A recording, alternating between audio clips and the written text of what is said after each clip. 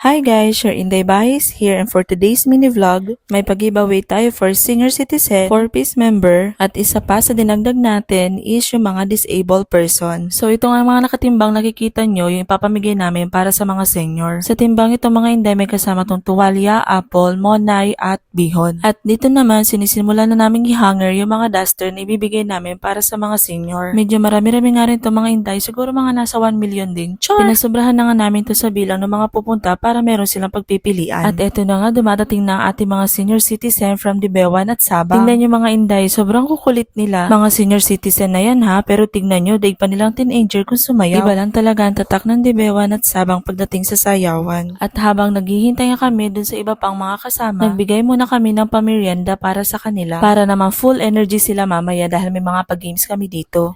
At eto na nga yung mga pag-giveaways namin para sa mga senior, 4-piece at disabled person. Meron nga ditong playmat, water container, single burner at solar. At ayan na nga mga Inday, sinimulan na natin papiliin yung mga senior citizen ng duster na kakasya sa kanila. Dahil isusot nila yan sa whole duration ng program. Medyo natatagalan pa nga sila dyan pumili dahil sinisigurado din nilang kakasya yung duster para sa kanila. At ayan na nga, nagkakagulo na mga bikas natin sa pagkuha ng mga duster nila.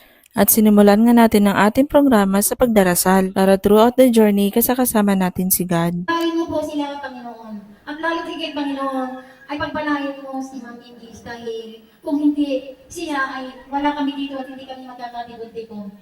Sinimulan nga muna sumayaw ng ating mga senior citizen para ma-exercise daw muna ang kanilang mga buto-buto. Oh, daig kayo ni tatay. Tingnan nyo naman kung gaano ka-groovy si tatay sumayaw. Sige tatay, ihata mo yan. Mamaya may 500 ka. Manayaw tang tanan, diri sa diskuhan. Dagan kayo og tao, mga tutang tanan. Mga tutang tanan, diri sa diskuhan. Kauban ng banayag, maghataw tang tanan.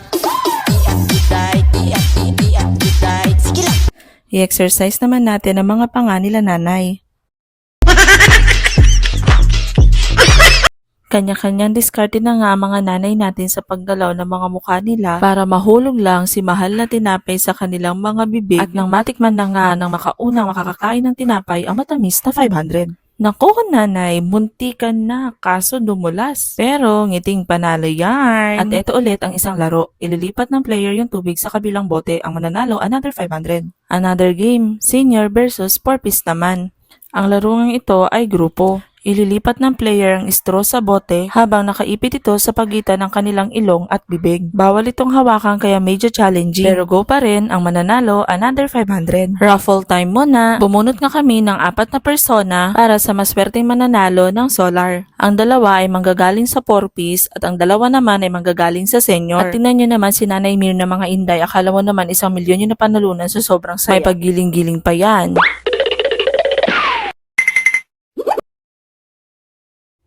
At sila naman yung 8 disabled person natin na inibitahan ni Mama. At bawat isa nga sa kanila ay may pag-giveaway tayong single foam at gatas.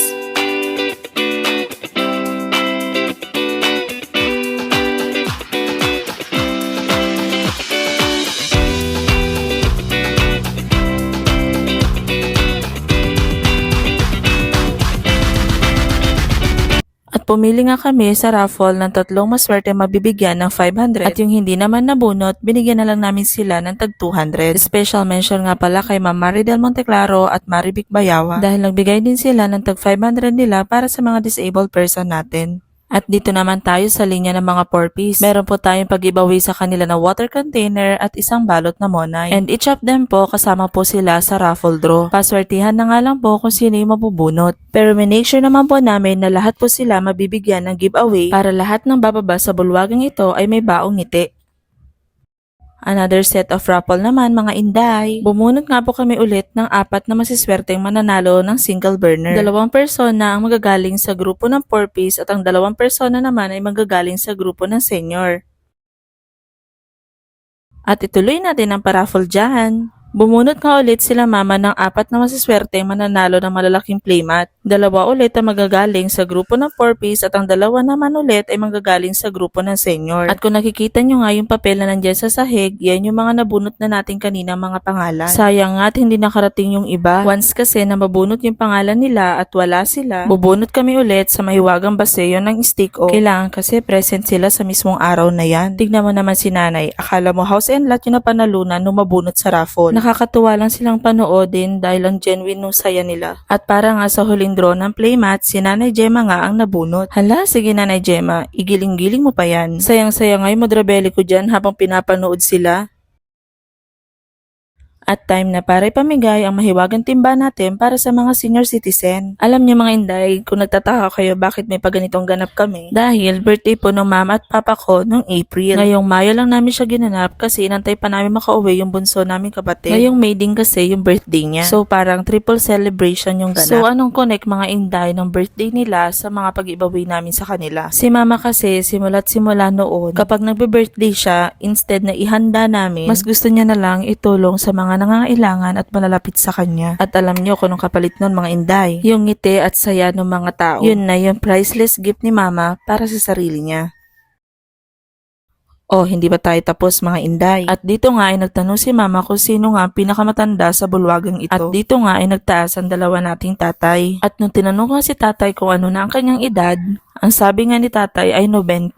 At nagtanong nga pa kami kung ano ang 90 mga inday. Ay 90 pala yun mga inday. O diba parang hindi na grade 2 char. At yung isa naman nating tatay ay 83 daw ang edad. At ang nagwagi nga ay si Tatay Isu from Barangay Maligaya. Nakatanggap nga dito si Tatay Isu ng 500 plus single foam. I-plus mo pa yung 500 na napanalunan ni Tatay Isu sa sayaw kanina. Plus yung solar sa raffle draw at yung pag-giveaway natin sa senior. O diba si Tatay Isu ang Hakot Award. At di pa tayo natatapos dyan. At ngayon naman, mga married couple ang maglalaro. Medyo nagkakapilitan pa nga mga mag-aasawa dyan. Sayaw daw muna sila ng rock para matanggal yung hiya nila. Talagang namang mukhang nag-e-enjoy itong si Mr. and Mrs. Donato. And to change the mood, sweet naman daw ang sasayawin nila. Ay!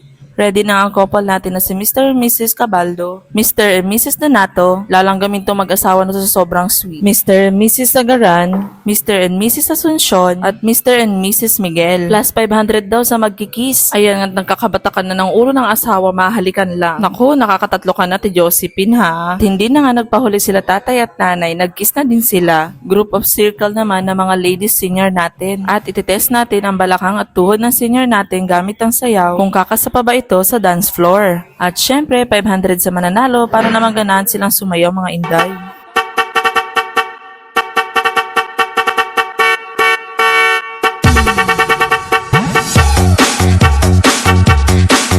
O hala, sinong hindi nakakilala dyan sa nakapulang nakigulo sa sayawan? O sige, ihataw ko pa na Rosalinda.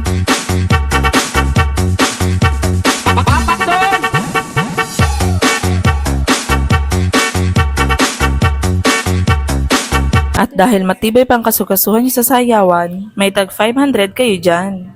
At para sa last na game, sino ang pinakamaraming anak? At eto nga si nanay mga inday, nagulat ako. Akalain mo ba naman sa liit niyang yan, naka-sweet 16 sila ni tatay ng anak? O hala, ikaw na. Sa'yo na ang corona nanay. Dahil dyan, may 500 si nanay. At dito na nagtatapos ang ating ganap. Salamat nga pala sa mga senior citizen, disabled person at 4Ps na dumalo sa pagganap namin. Salamat sa ngiti, saya at tawa na binigay niyo sa amin. Alam namin yung iba sa inyo malalayo pa ang lugar at sa kabila ng mainit na panahon, pinaunlakan niyo pa rin ang aming imbitasyon. At salamat sa Panginoong Diyos dahil binigyan niya kami ng kakayanang makatulong sa kapwa. At ang laging sinasabi nga ng aking mamang at papang, char, na huwag kami mag-aalinlangang tumulong maliit man o malaking bagay. Kaya sa inyong lahat, maraming salamat sa walang katumbas na saya. Bye! Cause